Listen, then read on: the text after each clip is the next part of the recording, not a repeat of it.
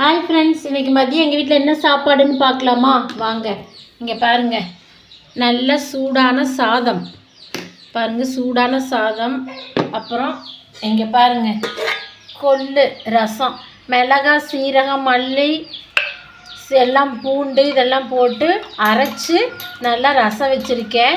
இது நல்லா சளிக்கு நல்லாயிருக்கும். இந்த மழை காலத்துலேயும் இது நல்லா சூப்பராக இருக்கும்.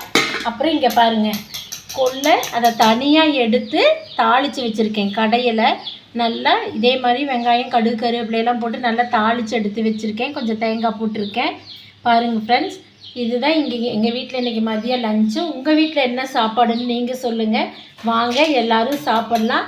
இந்த வீடியோ பிடிச்சிருந்தா லைக் பண்ணுங்கள், ஷேர் பண்ணுங்கள், கமெண்ட் பண்ணுங்கள், சப்ஸ்கிரைப் பண்ணுங்கள். தேங்க்யூ.